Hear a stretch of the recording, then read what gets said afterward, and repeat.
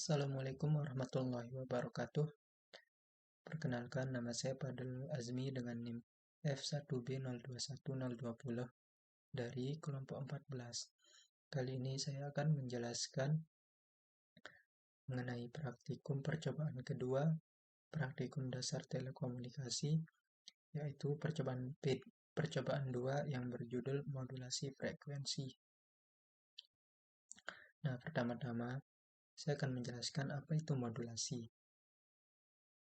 Modulasi merupakan proses penumpangan sinyal informasi pada sinyal carrier atau sinyal pembawa. Sinyal informasi dapat berbentuk sinyal audio maupun sinyal video.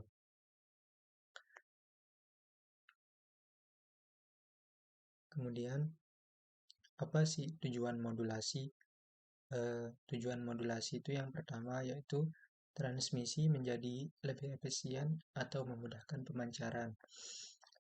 Yang kedua, masalah perangkat keras akan menjadi lebih mudah. Kemudian, menekan suatu derau atau interferensi.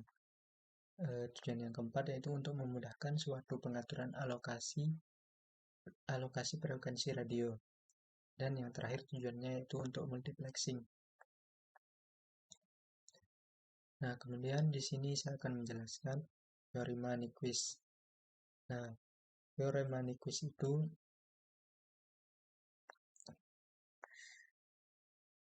rumusnya Fs lebih besar dari 2Fm, di mana Fs itu yaitu frekuensi sinyal penyampling, kemudian Fm adalah frekuensi sinyal informasi. Teorema Nyquist ini berbunyi, jika suatu fungsi xt tidak mengandung frekuensi yang lebih tinggi dari Hertz, B itu benar-benar ditentukan dengan memberikan koordinat tersebut pada serangkaian titik berjarak 1/2B detik terpisah. Kemudian modulasi frekuensi. Modulasi frekuensi adalah proses modulasi di mana sinyal informasi dapat digunakan untuk mengubah frekuensi pembawa. Modulasi frekuensi memiliki beberapa kelebihan tertentu, yaitu perbandingan S atau N dapat ditingkatkan tanpa harus menambah daya yang dipancarkan. Kemudian persamaan sinyal FM. Besar perubahan frekuensi atau deviasi dari sinyal pembawa sebanding dengan amplitudo saat sinyal pemodulasi, sedangkan laju perubahan frekuensinya sama dengan frekuensi sinyal pemodulasi. Persamaan sinyal FM yaitu EFM sama dengan EC sin omega C dalam kurung omega CT ditambah MF sin omega MT, di mana untuk EFM yaitu nilai sesaat sinyal FM, kemudian EC amplitudo maksimum sinyal pembawa, omega C yaitu 2VFC dengan FC adalah frekuensi sinyal pembawa. Kemudian omega M itu 2VFM dengan FM atau FS adalah frekuensi sinyal pemodulasi. Kemudian MF adalah indeks modulasi frekuensi. Kemudian indeks modulasi frekuensi. Pada modulasi frekuensi, frekuensi sinyal pembawa diubah-ubah sehingga besarnya sebanding dengan besarnya amplitudo sinyal pemodulasi. Jika semakin besar amplitudo sinyal pemodulasi, maka semakin besar pula frekuensi sinyal termodulasi FM.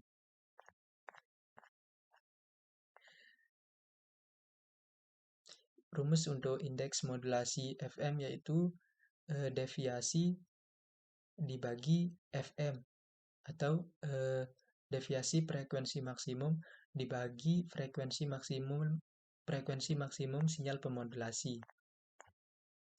Kemudian selanjutnya saya akan menjelaskan macam-macam filter.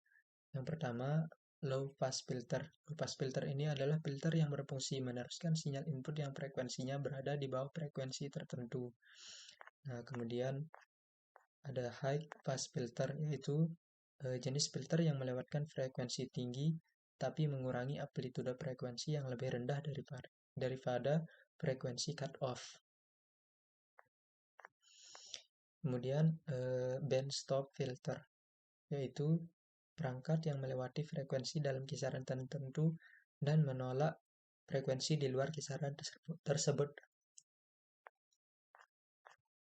Kemudian band pass filter, yaitu filter yang melewati frekuensi yang paling tidak berubah, tetapi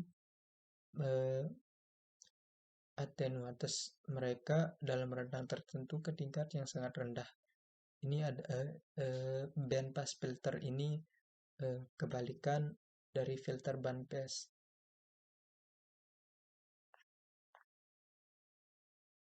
Kebalikan dari band pass filter. Kemudian spektrum frekuensi FM. Spektrum frekuensi radio merupakan ruang operasional layanan komunikasi nirkabel yang dapat digunakan oleh berbagai teknologi dengan teknologi dan tanpa lisensi. Spektrum frekuensi radio ini mempunyai rentang dari 3 kHz sampai 300 GHz.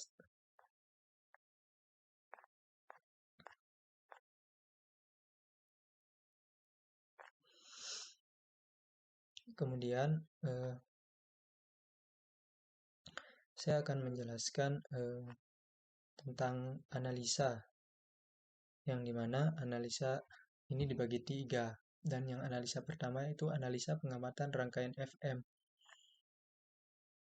dimana pada rangkaian FM yang kita rangkai terdiri dari berbagai macam komponen, yaitu sinyal generator, baterai, kapasitor, kapasitor elektrik, induktor, resistor, transistor, ground, dan osiloskop.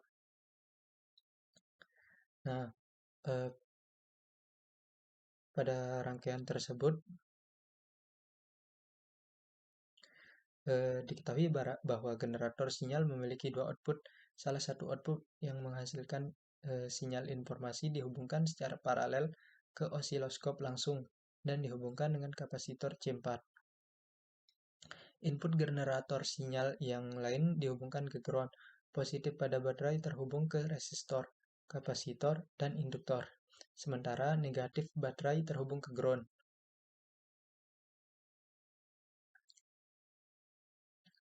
Kemudian hasil modulasi sinyal osiloskop. Gelombang informasinya konstan dan gelombang carrier dapat berubah-ubah tergantung pada kapasitor 1 atau C1, kapasitor 2, C2, dan induktor 1, L1 yang kita inputkan, maka akan terjadi perenggangan karena frekuensi gelombang informasinya berubah. Dari praktikum yang sudah kita lakukan, kita dapat mengetahui bahwa semakin besar nilai pada kapasitor dan induktor, maka sinyal termodulasi yang dihasilkan akan semakin kecil karena berbanding terbalik sesuai persamaannya. Begitu pula sebaliknya. Untuk mencari frekuensinya itu dengan rumus F sama dengan 1/2V akar L dikali C.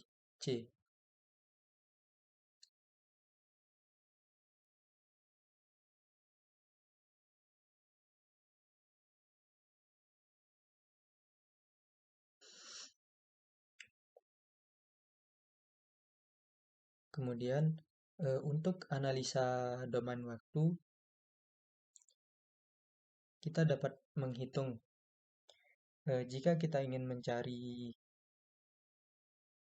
persamaan sinyal untuk sinyal informasi, maka kita menggunakan rumus SMT sama dengan VM cos 2 dalam kurung 2V FMT, di mana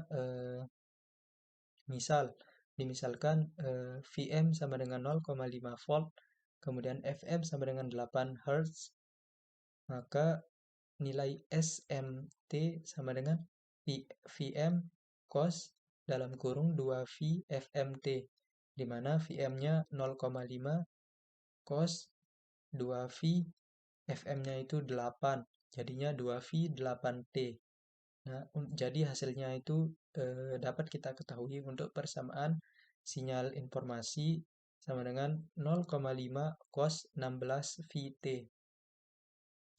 Nah, kemudian kita akan mencari sinyal carrier-nya.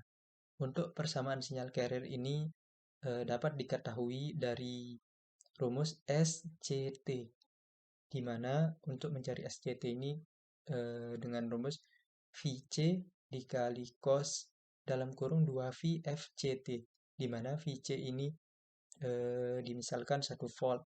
Nah, kemudian untuk FC-nya itu 69 Hz. Jadi SCT sama dengan 1 cos 138 Vt, di mana 1 ini menjadi VC-nya 1 volt dan 69 Hz ini FC-nya, jadinya dikali 2 sehingga hasil akhirnya 1 cos 138 Vt.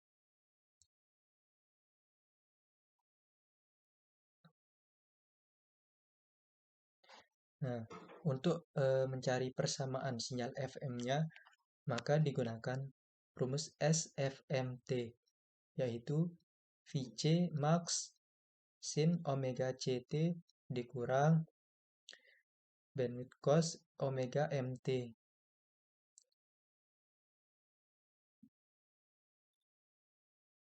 Kemudian rumus itu diturunkan jadi VC max sin 2V FCT dikurang FC min FM per FC cos dalam kurung 2V FMT. Sehingga kita akan menemukan hasil persamaan sinyal FM-nya. Nah, kemudian untuk mencari indeks modulasi, kita dapat menggunakan rumus FC min FM per FC.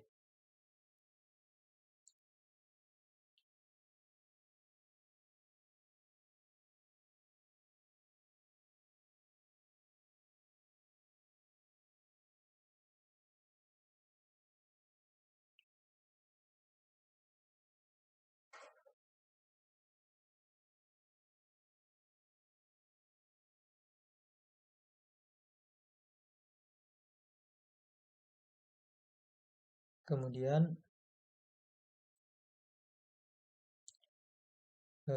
untuk mencari persamaan sinyal termodulasi FM, bila diketahui nilai konstanta perubahan frekuensinya.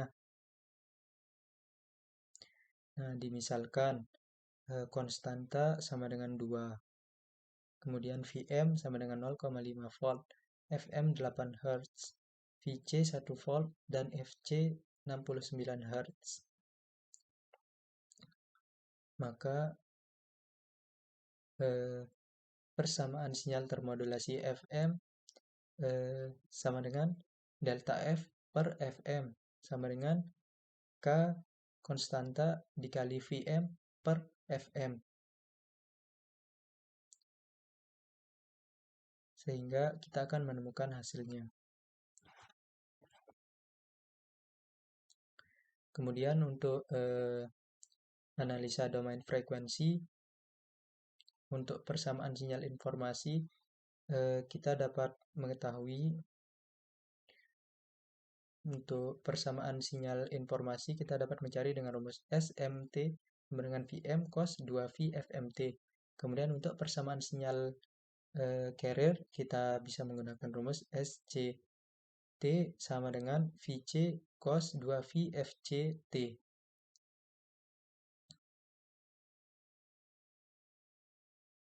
Untuk sinyal FM-nya kita bisa menggunakan rumus SFMT sama dengan VC max sin omega CT dikurang indeks modulasi cos omega MT, atau VC max sin 2V FCT min FC min FM per FC dikali cos dalam kurung 2V FMT.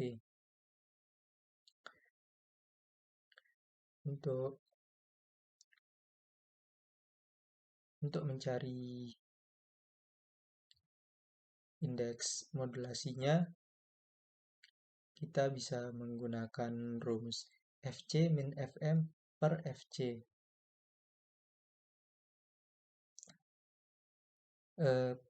Nilai frekuensi dapat dilihat dari sinyal carrier dengan nilai frekuensi yang berbeda, sedangkan nilai amplitudenya tetap. Karena nilai dari frekuensi sinyal carrier yang diubah-ubah, maka indeks modulasi dan spektrum sinyal FM akan berubah-ubah. Pada tabel di atas, nilai dari indeks modulasi berbanding lurus dengan nilai Fc, yang berarti jika nilai Fc-nya besar, maka nilai dari indeks modulasi juga akan semakin besar. Begitu pula sebaliknya, nilai indeks modulasi ini yang nantinya akan mempengaruhi bentuk dari spektrum sinyal FM. Jika nilai indeks modulasinya tinggi, maka frekuensi sinyal FM akan semakin tinggi dan spektrum sinyal FM-nya akan merenggang. Mungkin cukup sekian yang bisa saya jelaskan. Apabila ada kekurangan, mohon maaf. Wassalamualaikum warahmatullahi wabarakatuh.